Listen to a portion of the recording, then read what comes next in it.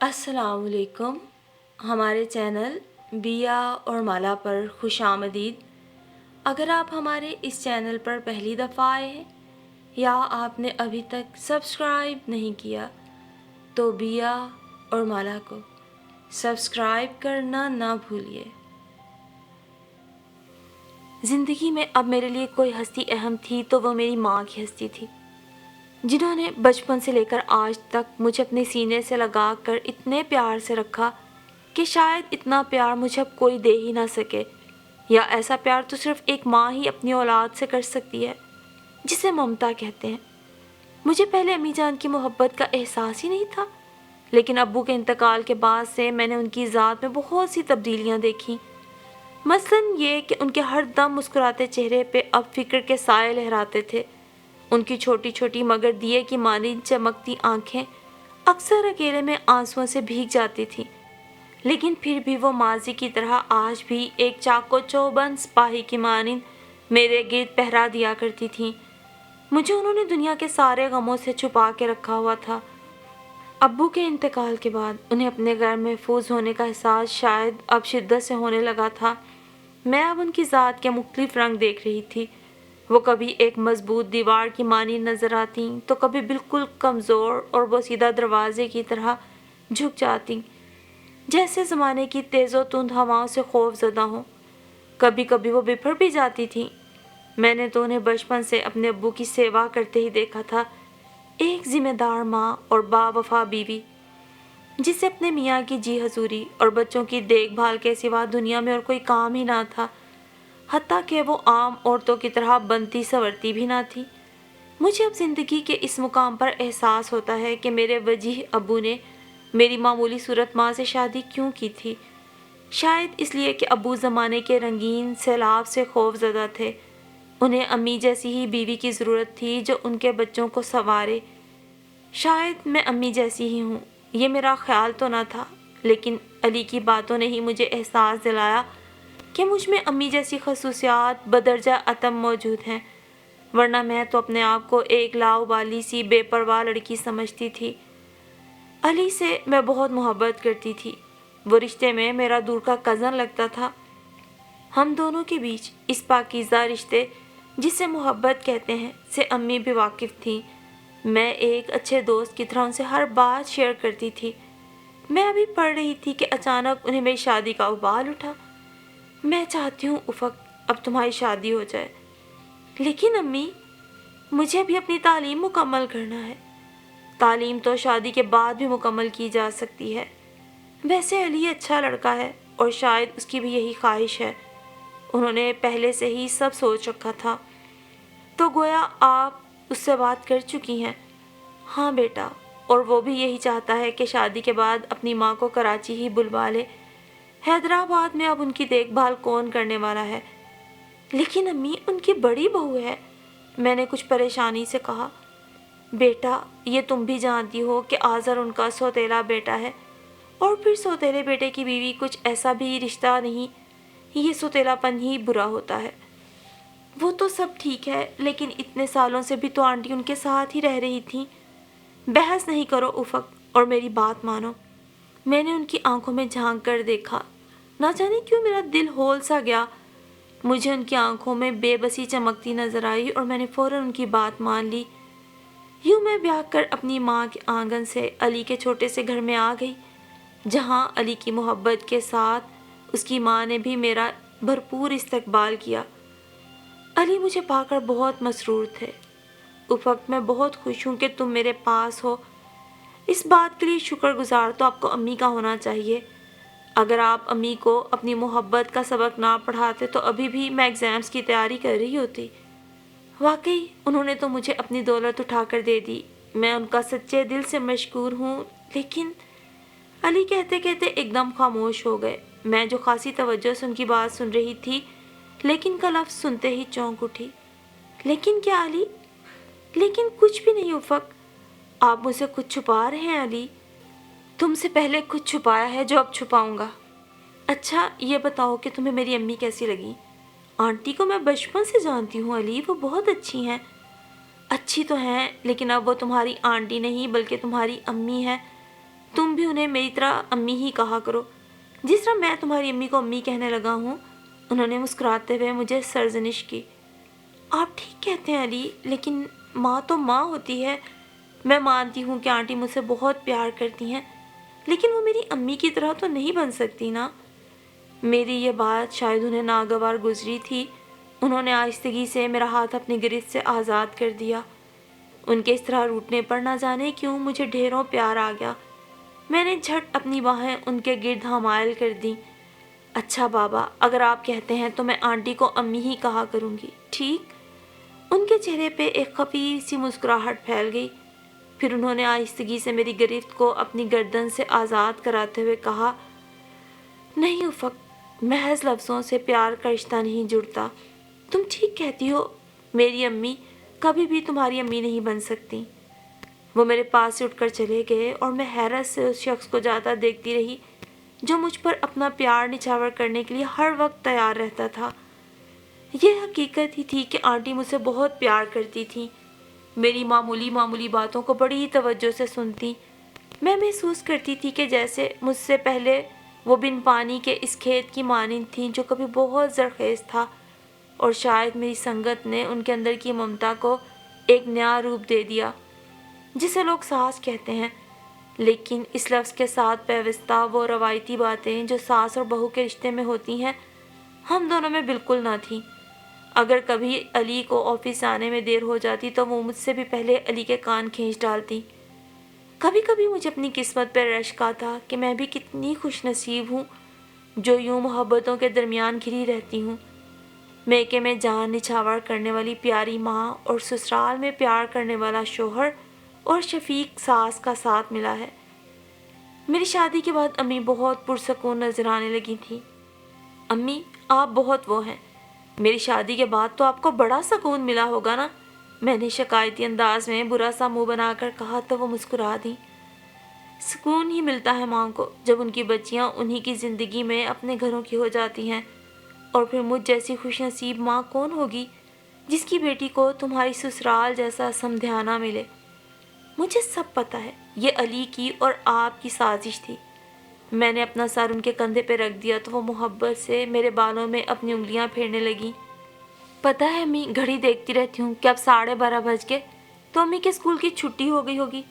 फिर ख्याल आता है सारा दिन बच्चों को पढ़ा पढ़ा के सर में दर्द हो गया होगा। चाय कैसे बनाई होगी आपने? बस एक चाय की प्याली ही मेरी जान को तंग करती है। अरे गुड़िया, इसीलिए मैंने चाय पीना कम कर दी। अब वो डॉक्टर भी। क्या कहा डॉक्टर ने? मैं उछल पड़ी। अरे उसने क्या कहना है, मैं तो ये कह रही थी कि डॉक्टर भी कहते हैं कि इंसान को चाय कम पीनी चाहिए, बल्कि पीनी ही नहीं चाहिए। कौन सा खून बनाती है ये चाय? मैंने महसूस किया जैसे वो मुझसे आंखें चुरा रही हूँ।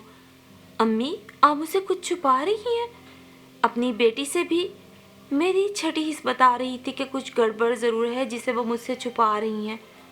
कुछ नहीं छुपा रही। और हाँ भाई, तुम्हारी सास तुम्हारी शिकायत कर रही थी। उन्होंने फ़ौरन ही मौजू बदल डाला और मैं भी उनकी बातों में आ गई। या शायद शिकायत का सुनकर मैं कुछ डिस्टर्ब हो गई थी, इसलिए कि मैं जानती थी कि आंटी को मुझसे कोई भी शिकायत न थी। लेकिन फिर भी वो अली की माँ होने के साथ साथ मेरी सास भी थी और ये रिश्ता ही कुछ नाजुक होता है। मेरे दिल में शक सा उभरा। आंटी ने मेरी शिकायत की है? क्या कहा उन्होंने आपसे? यही कि उनकी नाजुक सी बहू बहुत काम करती है और उन्हें काम को हाथ भी नहीं लगाने देती। तौबा अम्मी, मैं तो डर ही गई। क्यों डर गई थी बेटा? वो भी तो तुम्हारी माँ ही है। और ये क्या, तुम उनको अब भी आंटी ही कहती हो? अरे मेरी जान, अम्मी कहा करो उन्हें। ओहो अम्मी, माना कि आंटी मुझसे बहुत प्यार करती हैं, लेकिन कुछ भी कहें आप, वो आपकी जगह तो नहीं ले सकती ना। मैं उनकी गर्दन से लटक गई। कोई भी किसी की जगह नहीं ले सकता बेटा, इसलिए कि इस भरी दुनिया में हर इंसान मुख्तलिफ चेहरा और मुख्तलिफ फितरत लेके पैदा हुआ है। लेकिन बेटा, जगह देनी पड़ती है। अपने दिल में हर चीज़ एकदम परफेक्ट नहीं होती। फिर भी अगर खुले दिलो दिमाग से सोचो तो वो मेरी ही जगह है। और तुम तो खुश नसीब हो कि वो तुमको अपनी बहू नहीं बल्कि बेटी की तरह समझती हैं। और खुश नसीब तो मैं भी हूँ कि मुझको ऊपर वाले ने तुम जैसी बेटी दी जिसने उनके बेटे को उनसे नहीं छीना। بلکہ سب اسی جگہ رکھا کہ جسے جہاں ہونا چاہیے تھا۔ بلکہ تمہاری محبت نے ان سب رشتوں کو کچھ اور مضبوط کر دیا۔ مجھے تم پہ فخر ہے بیٹا۔ میں ان کی اس منطق پہ حیران سی تھی، میرے کچھ سمجھ نہیں آ رہا تھا۔ یہ تمہاری سمجھ میں ابھی آئے گا بھی نہیں، لیکن بیٹا تم جلد جان جاؤ گی محبت کے رشتوں کی مضبوطی کو، جو شاید خون کے رشتوں سے بھی زیادہ مضبوط ہوتے ہیں۔ انہوں نے پیار سے میرے گال پہ چپت لگائی۔ میں جانتی تھی کہ وہ ایک بہت اچھی ٹیچر ہیں جو اپنے شاگردوں کو محنت سے پڑھاتی ہیں، لیکن بعض اوقات میں ان کی ان آسان باتوں میں بھی الجھ کے رہ جاتی تھی۔ اس دن موسم بہت خوبصورت ہو رہا تھا، ٹھنڈی ٹھنڈی ہوائیں چل رہی تھیں، بادل امڑ امڑ کے آ رہے تھے، آسمان پر سرمئی سی چادر تن گئی تھی، شاید بارش ہونے والی تھی۔ میں تو ایسے سہانے موسم کی صدا سے عاشق تھی۔ میں اپنے کمرے کی کھڑکی سے سر ٹکائے باہر کے خوبصورت موسم سے لطف اندوز ہو رہی تھی کہ اچانک موتیے کی بھینی مہک نے مجھے گھیر لیا۔ علی! ایک دم میرے دل نے انہیں پکارا۔ پلٹ کے دیکھا تو آنٹی موتیے کے گجے لیے مسکراتی نگاہوں سے مجھے دیکھ رہی تھیں۔ ارے آنٹی آپ! میں انہیں دیکھ کر کچھ گڑبڑا سی گئی۔ مجھے معلوم تھا کہ میری بیٹی کو علی کی یاد ستا رہی ہوگی۔ میں جھیم سی گئی۔ نہیں تو آنٹی میں تو… اچھا اب زیادہ نہ بنو اور یہ گجرے اپنے بالوں میں سجا لو، تم پہ سجیں گے، علی دیکھے گا تو بہت خوش ہوگا۔ میں نے ہفتہ بھر پہلے ہی پڑوس کی امینا سے کہا تھا کہ بھائی مجھے اپنی بہو کے لیے پھول چاہیے، تو دیکھو آج صبح ہی اس نے مجھے موتیے کے پھول لا کر دیے۔ میں نے سوچا میری افق پر موتیے کے گجرے بہت اچھے لگیں گے۔ ویسے امینا ہے اچھی، ورنہ کون اپنے گھر سے پھول چن کر دیتا ہے۔ آج کل کا زمانہ بھی کچھ عجیب ہی ہے بیٹا۔ میں نے گجرے اپنے ہاتھوں میں تھام لیے، وہ اپنی رو میں باتیں کیے جا رہی تھی۔ بے اختیار مجھے ان پہ ڈھیر سا پیار آ گیا اور میں جھٹ ان کے سینے سے لگ گئی۔ میری اچھی آنٹی، آپ مجھے اتنا پیار کیوں کرتی ہیں؟ میرا انداز چھنکنے کا تقریباً ویسا ہی تھا جیسا میں کبھی لاڈ میں آ کر اپنی امی کے ساتھ کیا کرتی تھی۔ یہ بھی کوئی پوچھنے کی بات ہے؟ مائیں اپنی بیٹیوں سے کیوں پیار کرتی ہیں؟ انہوں نے پیار سے میری کمر پہ چپت رسید کی تو بے اختیار میری ہنسی چھوٹ گئی اور تھوڑی ہی دیر میں فضا میں ہم دونوں کے کہے گونجنے لگے۔ ابھی تھوڑی ہی دیر گزری تھی کہ کال بیل بڑی زور سے بجی۔ میں نے دوڑ کے گیٹ کھولا تو علی کو گھبرایا ہوا دیکھا۔ کیا بات ہے علی؟ آپ پریشان نظر آ رہے ہیں۔ میرا دل زور سے دھڑکا۔ کیا فون خراب ہے؟ کب سے ٹرائی کر رہا تھا؟ انہوں نے مجھ سے الٹا سوال کیا۔ مجھے نہیں معلوم، لیکن ہوا کیا؟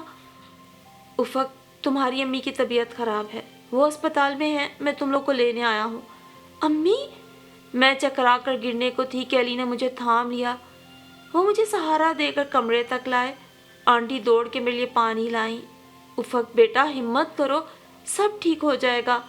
آنٹی نے کپ کپاتے ہاتھوں سے گلاس میرے لبوں سے لگایا۔ پانی میرے حلق میں پھنس رہا تھا۔ افق، اگر تم نے ایسا ہی کیا تو پھر آنٹی کو دیکھنے اسپتال کیسے جاؤ گی؟ اور تمہاری یہ کیفیت دیکھ کر وہ کتنا پریشان ہوں گی۔ علی کے الفاظ آنسوؤں میں گھٹ سے گئے تھے۔ میرا دل ایسے پھڑ پھڑا رہا تھا جیسے کسی پرندے کو پنجرے میں قید کر دیا گیا ہو اور وہ پنجرے سے نکلنے کے لیے بے چین ہو۔ وہ آفس کی گاڑی میں آئے تھے۔ آنٹی نے گھر کو یوں ہی کھلا چھوڑ دیا، صرف باہر سے گیٹ کو لاک کیا۔ سارے راستے میں اور آنٹی دعائیں پڑھتے رہے، لیکن جیسے ہی گاڑی اسپتال کے دروازے پہ رکی، مجھے یوں محسوس ہوا کہ جیسے میرے قدم من بھر کے ہوں۔ آنٹی نے مجھے سہارا دے کر گاڑی سے اتارا، لیکن بہت دیر ہو چکی تھی۔ امی ہم سب سے بہت دور جا چکی تھی۔ یہ سب کچھ میرے لیے ایک بھیانک خواب کی مانند تھا۔ میری چیخیں اندر ہی دم توڑ رہی تھیں اور میں خود کو تاریکی میں ڈوبا ہوا محسوس کر رہی تھی۔ امی کے بعد ایک ایسے ٹنڈ منڈ درخت کی مانند تھی میں، جو تپتی دھوپ میں اکیلا کھڑا ہو اور اس کے گرد کوئی دوسرا درخت نہ ہو۔ یہ سب کچھ میرے لیے ناقابل برداشت تھا۔ میری آنکھیں تو خشک تھیں، لیکن دل سے مستقل ایک ہی ہوک سی اٹھ رہی تھی۔ یہ دنیا، علی کی محبت، آنٹی کی شفقت، سب کچھ بے معنی سا لگنے لگا، بالکل ایسے جیسے سب کچھ ایک چھوٹے سے بچے کو بہلانے کے کھلونے ہوں، اور اگر کسی بچے کے پاس کھلونے نہ ہو تو اس سے بچے کو کوئی خاص فرق نہیں پڑتا، یا شاید پڑتا ہو، لیکن مجھے زندگی بھی بے معنی سی لگنے لگی تھی۔ میرا وجود کیوں ہے؟ میں خود کیوں ہوں؟ انسان کیوں زندگی کے جھمیلوں میں کھو جاتا ہے؟ کس کے لیے؟ سب کچھ ایک دن خاک ہی تو ہو جاتا ہے۔ آخر ہم بنی نوع انسان کس دوڑ میں شامل ہیں؟ حسد، رفاقت، انا، محبت، شناسائی سب کچھ بھگ سے اڑ گیا تھا۔ ابو کے انتقال کے بعد امی نے مجھے اور اپنے آپ کو جس طرح سے سہارا دیا تھا، وہ میرے جیسی کمزور لڑکی کے بس کی بات کہاں تھی؟ اور جب امی ہی نہ رہیں تو پھر کیا رہ گیا تھا میرے پاس؟ انسانی جذبے میرے لیے تحلیل سے ہو چکے تھے۔ میں تو اپنے گرد و پیش پر بھی حیران اور گمسم سی تھی۔ افق بیٹا، کھانا کھا لو۔ میں اپنے کمرے میں بیٹھی خلاؤں کو تک رہی تھی کہ آنٹی نے کہا، بیٹا، مرنے والوں کے ساتھ مرا تو نہیں جا سکتا۔ یہ حقیقت ہے، جسے اوپر والے نے پیدا کیا ہے اسے اس دنیا سے واپس ضرور جانا ہے۔ یہ تو زندگی اور موت کا کھیل ہے۔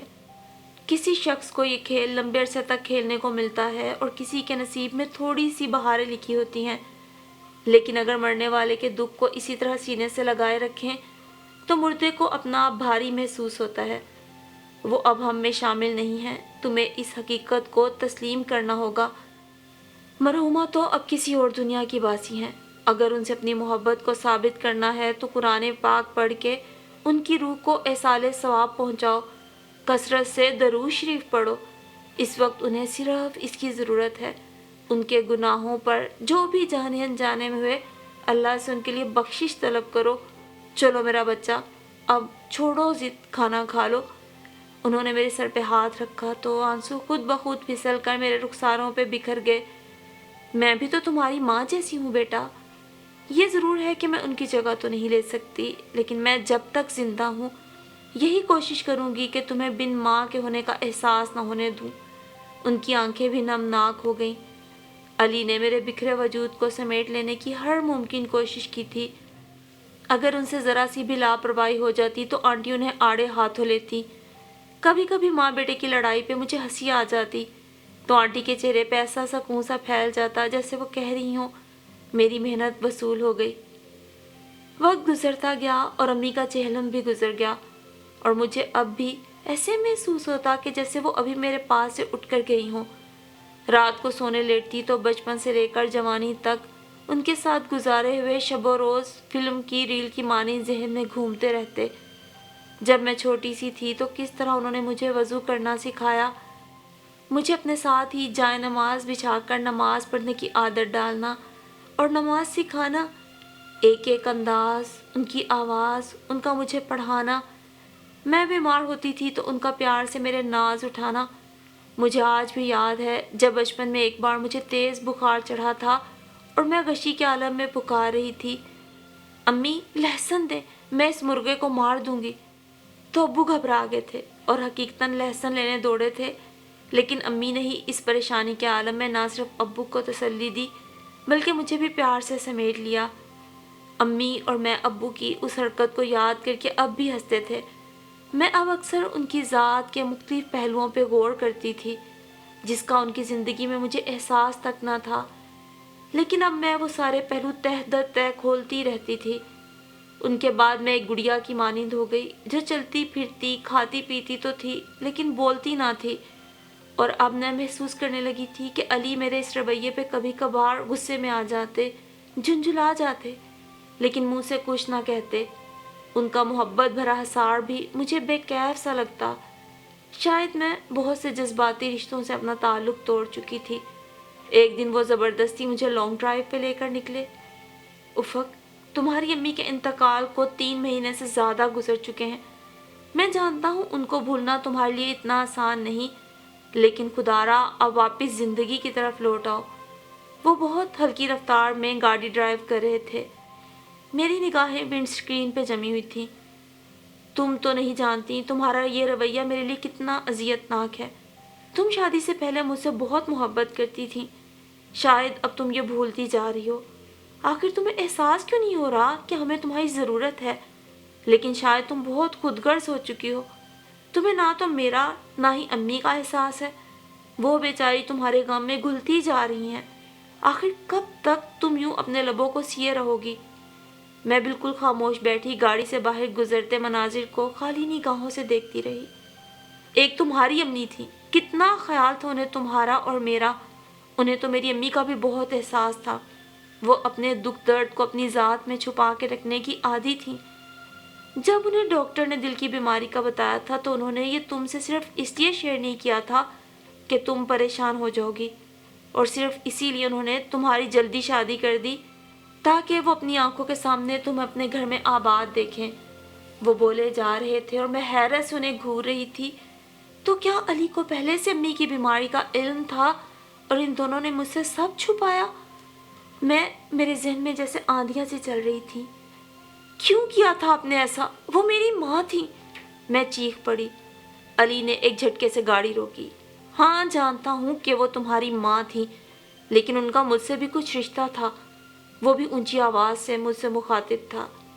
کیا رشتہ تھا ان کا آپ سے؟ صرف دور کی رشتہ داری ہی تو تھی۔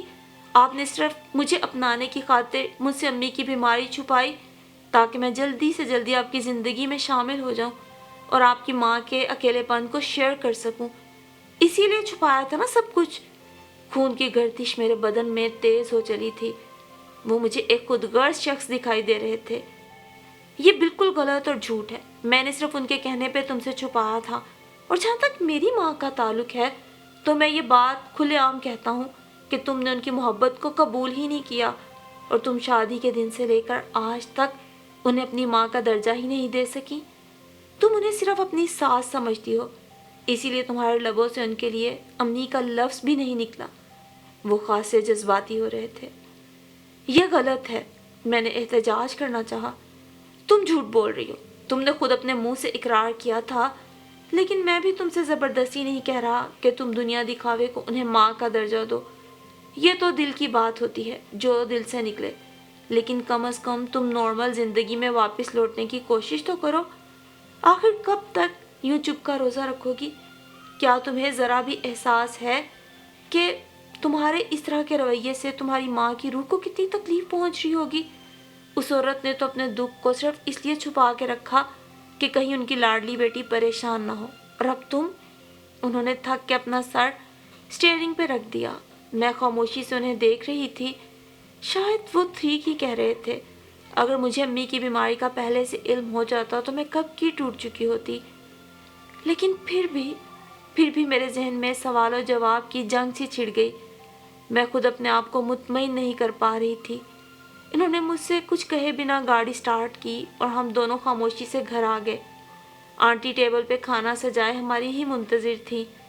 ہم دونوں کو دیکھ کے ان کے چہرے پہ مسکراہٹ بکھر گئی۔ ان بیچاری کو تو خبر بھی نہ ہوئی کہ ہماری بیچ سرد جنگ چھڑ چکی ہے۔ ابھی کھانا لگایا ہے، اب تم دونوں جلدی سے منہ ہاتھ دھو کے آ جاؤ ورنہ ٹھنڈا ہو جائے گا۔ اتنا کہہ کر وہ کچن کی جانب مڑی، لیکن چند قدم کے بعد ہی ان کے قدم ڈول گئے۔ وہ لہرا کر زمین پہ آ رہی تھیں کہ علی نے دوڑ کے ان کو اپنی باہوں میں تھام لیا۔ امی، امی! علی نے پوری قوت سے انہیں چیخ کر پکارا، لیکن ان کی آنکھیں بندھی ہوئی تھیں اور چہرے کی رنگت زرد پڑ گئی تھی۔ میں اچانک کی صورتحال سے حواس باختہ سی ہو گئی تھی۔ علی نے انہیں اپنی گود میں اٹھایا اور باہر کی جانب دوڑے۔ میں ان کے پیچھے لپکی۔ یا الہی خیر، نہ جانے کیا ہو رہا تھا۔ ہسپتال کے عملے نے فوراً ان کو ICU میں شفٹ کیا۔ ان کی ECG اطمینان بخش نہ تھی۔ علی کے چہرے پہ ہوائیاں اڑ رہی تھیں۔ معمولی سا دل کا دورہ تھا، لیکن اچھا ہوا کہ آپ بر وقت انہیں ہسپتال لے آئے۔ ڈاکٹر نے علی کو پریشان دیکھ کر کہا۔ انہیں تسلی دے کے اپنے کمرے کی طرف لے گیا۔ میں حیران سی ہسپتال کے کوریڈور میں کھڑی تھی۔ تھوڑی ہی دیر میں علی میرے پاس آئے۔ افق، تم امی کے پاس رکو، میں کچھ دوائیں لے کے آتا ہوں۔ دیکھو، گھبرانا نہیں، تمہیں سب سنبھالنا ہے، اچھا؟ انہوں نے مجھے تسلی دی، حالانکہ خود ان کا چہرہ بالکل زرد پڑ گیا تھا۔ میں نے اپنا سر ہلا کر انہیں مطمئن تو کر دیا، لیکن اندر سے میری حالت بہت عجیب سی ہو رہی تھی۔ علی تیز تیز قدموں سے جا رہے تھے اور میرا دل چاہ رہا تھا کہ دوڑ کے انہیں روک لوں۔ ایک عجیب سے خوف نے مجھے گھیر لیا۔ میں مرے مرے قدموں سے آنٹی کی جانب بڑھی۔ وہ بیڈ پہ بے سدھ لیٹی تھیں۔ ان کے گرد مشینوں کا ڈھیر تھا۔ میں چپ چاپ ان کے قدموں کے پاس بینچ پہ ٹک گئی۔ ان کے پاس کھڑی نرس نے مجھے اپنے منہ پہ انگلی رکھ کے چپ رہنے کا اشارہ کیا۔ وہ نہ جانے کیا کچھ کر رہی تھی، لیکن میرے دل میں اس پراسرار ماحول سے وحشت سی بیٹھتی جا رہی تھی۔ میں نے آنٹی کے پیلے چہرے کی جانب دیکھا۔ وہ ایسی تو نہیں تھی، ہنستی مسکراتی، میری چھوٹی چھوٹی باتوں پہ کھلکھلا کے ہنس دینے والی، میری خاطر علی سے لڑنے والی، کیسی چپ چاپ پڑی تھی۔ مجھے یوں محسوس ہو رہا تھا کہ جیسے وہ مجھ سے دور ہوتی جا رہی ہیں۔ میری آنکھیں آنسوؤں کے بوجھ سے جھکی جا رہی تھیں۔ میں اس بھری دنیا میں تنہا کھڑی تھی۔ سناٹے اور ویرانیاں منہ پھاڑے میری جانب بڑھ رہی تھی۔ میرا وجود کانپ رہا تھا۔ دل چاہ رہا تھا دوڑ کے آنٹی کے گلے سے لگ جاؤں، ان کے سینے میں منہ چھپا لوں، ان کے شفیق ہاتھوں میں محفوظ ہو جاؤں۔ میں ایک شفیق ہستی کی مکروز تھی۔ اس ہستی کی میرے وجود میں تشنگی سی تھی۔ ایک عجیب سا لمس تھا جو کسی بھی محبت بھرے لمس سے کہیں بڑھ کے مسرور کن تھا۔ میں اسی لمس کی متلاشی ہوں۔ اتنے عرصے سے میں اسی لیے تو اپنی ذات میں بھٹک رہی تھی، لیکن کیا وہ لمس اب میں نہ پا سکوں گی؟ کیا میرا من اب بھی پیار سے سیراب نہ ہو سکے گا؟ ممتا کی وہ شفقت جو میں نے کھو دی تھی، اب اس سے محروم رہوں گی؟ میرا رواں رواں خوف سے کھڑا ہو گیا۔ بہت کچھ کھو جانے کا ڈر مجھے ڈس رہا تھا۔ میرا وجود ٹھنڈا ہوتا جا رہا تھا۔ میری نظر ان قدموں پہ تھی کہ جس کے تلے اوپر والے نے جنت رکھی تھی۔ آنٹی ذرا سا کسمسائیں۔ میرے ٹھنڈے ہاتھ اب ان کے قدموں پہ تھے۔ عجیب بے خودی کی سی کیفیت تھی۔ افق، علی نے مجھے پیچھے سے پکارا۔ امی، میرے سرد ہونٹوں سے خود بخود وہ لفظ پھسل گیا جس کو ادا کرنے کے لیے شاید میں بے کل تھی۔ افق، امی بالکل ٹھیک ہے، میں نے ڈاکٹر سے بھی بات کی ہے، چلو باہر چلتے ہیں۔ وہ دھیمی آواز میں مجھ سے مخاطب تھے۔ میرے سرد وجود کو وہ سہارا دے کے باہر لائے۔ علی، امی، میں خوف زدہ نگاہوں سے اس کمرے کو گھور رہی تھی جہاں میری ماں بستر پہ بیمار پڑی تھی۔ میں اب دوبارہ انہیں نہیں کھونا چاہتی تھی۔ امی بالکل ٹھیک ہیں افق، 1-2 روز میں ہم انہیں گھر لے جائیں گے۔ انہوں نے مجھے اپنے سینے سے لگا لیا۔ آنسو ان کے رخساروں کو تر کر رہے تھے، لیکن ان کی آنکھیں مسکرا رہی تھیں اور جیسے میرے اندر بھی سکون سا اترتا جا رہا تھا۔ بے شک میں نے ایک ماں کو کھو دیا تھا، لیکن اللہ نے مجھے ایک موقع اور دے دیا تھا، علی کی ماں کی صورت، اور میں علی کے کندھے پہ سر رکھے مطمئن تھی کہ ابھی ممتا کی شفقت سے میں محروم نہیں ہوئی ہوں۔ علی کی ماں یعنی میری ساس آج سے میری ماں تھی، میرے لیے میری ماں جیسی ہی تھی۔ ابھی بھی اس دنیا میں میں کسی کو امی کہہ کے اگر پکار سکتی تھی تو وہ میری ساس ہی تھی۔ افق، اس کی ساس، علی اور افق کی والدہ کی یہ کہانی سن کر ہم بہت جذباتی بھی ہوئے۔ ہم دعا گو ہیں کہ اللہ ہر ساس بہو کے رشتے میں پیار، محبت اور خلوص پیدا فرمائے، اور ساس بہو کے درمیان روایتی لڑائی جھگڑے چکلشیں رنجشیں سرد مہری ختم فرمائے، تاکہ ساس بہو اپنے اس رشتے کی نزاکت اور حسن خوبصورتی کو محسوس کر کے ایک دوسرے سے محبت سے پیش آ سکیں۔ آمین ثم آمین۔